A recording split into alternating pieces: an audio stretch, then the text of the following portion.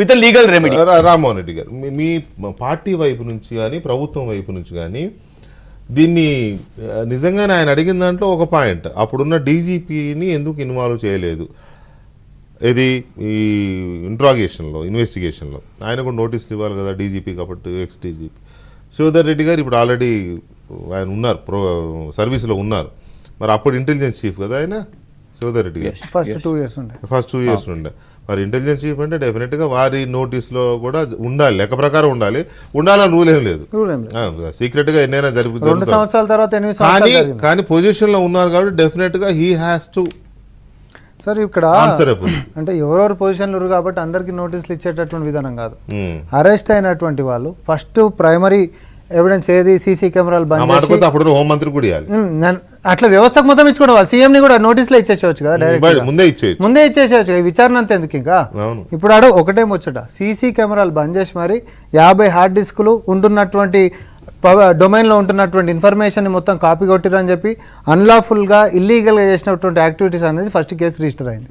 ఇదంతా ఏడైంది అని అంటే అసలు 2 ఛాంబర్ల సైజ్ తోటి ఇంతమంది స్టాఫ్ని పెట్టుకొని అధికారిక కార్యాలయంలో ఉంటున్నటువంటి ఇల్లు చేయాల్సినటువంటి అవసరం ఏముంది? ఇజ్రాయెల్ కెంచి టెక్నాలజీ అడ్వాన్స్మెంట్ ఎక్విప్మెంట్స్ తీసుకొని వచ్చి అవి ఎవరు అప్రూవల్ ఇచ్చారు, ఏ పర్మిషన్ కేంద్రం ఇచ్చిందంటే ఇవ్వలేదు. మరి క్రిషాంక్ మాట్లాడుకుంటూ ఒక మాట అంటాడు, ఏది టెలికామ్ కి తెలియకుండా అయితే అంటే పంచాయతే కాదు కదా, టెలికామ్ కి తెలియకుండా దొంగతనం చేసిరు అనేది, ఇదంతా దొంగతనంగా విన్నర్ అనేదే కదా మొత్తం కేసు అంతా. ఇన్ వయలేషన్ ఆఫ్ ఎవ్రీ లా, అన్ని చట్టాలను ఉల్లంఘిస్తూ మీరు చేసినటువంటి పనులదే ఇప్పుడు జరుగుతున్నటువంటి కదా. మీరు గట్ల మాట్లాడితే ఎట్లా? మీరు అసలు తెలుసుకోవాల్సిందేంది, అన్ని చట్టాలని తుంగలో దొక్కుకుంటా దొంగతనంగా మీరు చేసినటువంటి పనులు ఇవి చట్ట వ్యతిరేకమైనటువంటి అనేది ఈరోజు కేసు. ఆ కేసు మీదనే ఇవన్నీ జరుగుతూ ఉన్నాయి. కానీ ఇక్కడ జరగాల్సింది అంటే డీజీపీ గారికి ఎందుకు ఇయ్యారు అంటారు.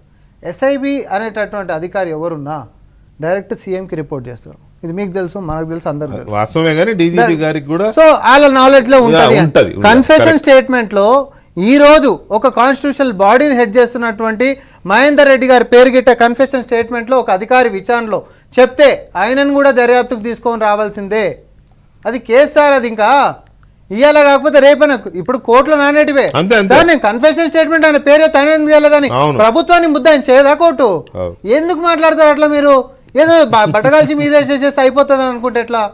మనం ఇక్కడ తెలుసుకోవాల్సినటువంటి అంశం ఏంటంటే, ఒక అధికారి కార్యాలయంలో అధికారులు ఇంత పెద్ద ఎత్తున ఇన్ని లక్షల మంది ఫోన్లని ఒక అల్గారిథమ్స్ ఏది నిర్మించి ఇజ్రాయెల్ కించి టెక్నాలజీని ఎక్విప్మెంట్స్ని తెచ్చుకొని మరి ట్యాప్ చేసి దొంగతనంగా వినాల్సినటువంటి అవసరం ఏముంది? ఇది సామాన్యుడికి అర్థమయ్యేటటువంటి భాషలో నేను ఒక లైన్లో చెప్తాను సార్.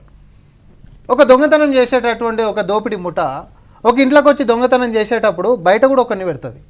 ఎందుకు పెడుతుంది అంటే, అరే అట్లకించి ఇట్లకించి ఎవడన్నా వస్తుండో ఎవడన్నా సపోర్ట్ చేసినా ఇంకోటి చేసినా కూడా చూడు అనేటటువంటిది పెడతారు.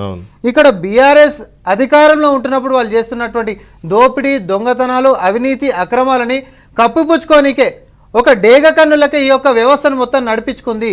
బ్లాక్మెయిల్ చేస్తూ అటు రాజకీయ నాయకులనైనా, ఇండస్ట్రియల్ అయినా, లేకపోతే సినీ ప్రముఖులనైనా, లేకపోతే స్పోర్ట్స్ స్టార్లనైనా, లేకపోతే అడ్వకేట్లనైనా, లేకపోతే హైకోర్టు జడ్జిలనైనా ఎవరిని వదిలిపెట్టకుండా ఎవరైతే వీళ్ళకి వ్యతిరేకంగా వచ్చేటంటే అవకాశం ఉంటుందో ఏ మనిషికైనా, హ్యూమన్ బీయింగ్కి సార్, ఒకటి వ్యాపారాలలో లొసుకులు దొరుకుతుండొచ్చు, ఏది దొరకకపోతే వ్యక్తిగతమైనటువంటి లొసుకులు దొరుకుతుంది. ప్రతి ఇంట్లో ఇప్పుడు కట్టెల పోయేగా సార్, ప్రతి సంసారంలో కట్టెల పోయని ఉత్తగన్నారు కదా. సో అట్లాంటి వ్యక్తిగతమైనటువంటి కూడా నువ్వు వినేసేసి రేపొద్దున నీకు వ్యతిరేకంగా ఏదైనా సమాజంలో మాట్లాడేటప్పుడు ఇవన్నీ తీసుకొచ్చి అడ్డం పెట్టి నోరు కుట్టేటటువంటి ప్రయత్నాలు మీరు చేసిరు అనేటటువంటి దీని యొక్క సారాంశం బయటికి వస్తుంది. అది నువ్వు భార్యాభర్తలు మాట్లాడుతుంటే విన్నావా, నీ సొంతోళ్ళ మీదనే చేసినావా, లేకపోతే ఇంకోటి చేసినావా?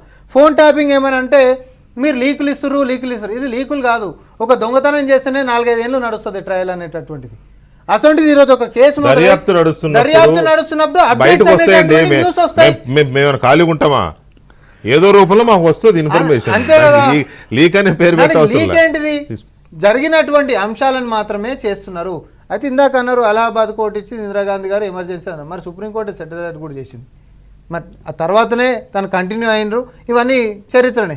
ఎమర్జెన్సీ నిన్నగాక మొన్న ఇంకొక ఇది వచ్చింది, ఇందిరాగాంధీ టైంలోనే ఇట్లాగే నేరం చేసిన వాళ్ళను తర్వాత సార్ డిస్క్వాలిఫై ఎమర్జెన్సీ చేసి అంటే చాలా సార్ నేను చెప్తున్నా సార్ తర్వాత డిస్క్వాలిఫై చేసిన వాళ్ళని ఓడిపోయిన వాళ్ళని వాళ్ళు గెలిచినట్టుగా అనౌన్స్ చేశారు. ఒకవేళ టెలిఫోన్ ట్యాపింగ్ ద్వారా ఎవరైనా అప్పుడు గెలిచి ఉంటే ఇప్పుడు వాళ్ళని డిస్క్వాలిఫై చేయాల్సి వస్తున్న పరిస్థితి వస్తుందని నిన్ననే సార్ ఏది ఏమున్నా చేసినటువంటోడు అధికారిగా దుర్వినియోగం చేసినటువంటోడు చేపించినటువంటోడు బయటికి రావాల్సిందే కదా. శిక్షించబడాలి. ఇప్పుడు వీళ్ళు బీఆర్ఎస్ వాళ్ళు నిన్నమని ఏం మాట్లాడుతారు, అట్లంటే పాత ప్రభుత్వంలో కూడా 2004 నుంచి 2014 జరిగిందేమో అంటే నువ్వే అధికారంలో నేనే అంటున్నా సార్. జరగలేదు సర్టిఫికేట్ ఇవ్వడానికి లేదండి, జరిగి ఉండొచ్చు కానీ 10 ఏళ్ళు మీరు చేసి ఉండాల్సింది. ఇదంతా చేసిన వాళ్ళకి అప్పుడు ఎందుకు ఆలోచన రాలేదు? ఒకవేళ చేస్తుంటే నిజంగానే గిట్ట మీకు మీ మీద చేసి ఉంటే అట్లాంటి అనుమానం మీకు వచ్చి ఉంటే మీరు కూడా దర్యాప్తు చేసేది ఉంటే అధికారంలో ఉన్నప్పుడు. నేను అంటున్నా ఎమర్జెన్సీ అని దయచేసి ఇంకోసారి అనకూరి. ఆ రోజటి పరిస్థితులు వేరు. ఒక రైల్వే శాఖ మంత్రిని బాంబు పెట్టి బేలిస్తే ఆసుపత్రులకు పోతే ట్రీట్మెంట్ ఇవ్వకుండా అడ్డుపడితే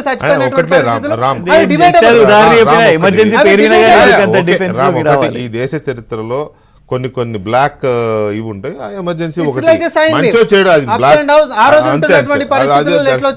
రైల్వే శాఖ మంత్రి ఎట్లా చనిపోయినరు, అసలు రవాణా వ్యవస్థ మొత్తం ఎట్లా చిన్నాభిన్నమైంది, కనీస వసతులు లేకుండా ప్రజలు ఇబ్బందులు పడుతుంటే ప్రభుత్వాలు ఉంటున్నటువంటి రాజ్యాంగంలో ఉంటున్నటువంటి ప్రావిజన్ ఎట్లా తీసుకొని వచ్చారు, ఇది డిబేటబుల్ సార్. దాని గురించి మనం వద్దంటున్నాం. ఈ రోజు మీరు చేసినటువంటి పాపాల గురించి కేసీఆర్ గారు మాట్లాడు కదా, రుణాలు మాఫీ ఎందుకు చేయమని చెప్పి గట్టి మాట్లాడుతున్నారు. ఆ టాపిక్ లోకి వెళ్తే చాలా పెద్ద నేను ఒకటే అంటున్నా, నేనే చెప్తాను అది కాదు తీసుకుంటా ఒకసారి. కాదు కేంద్రం కూడా ప్రకాష్ రెడ్డి గారు గుడ్ ఈవినింగ్ అండి.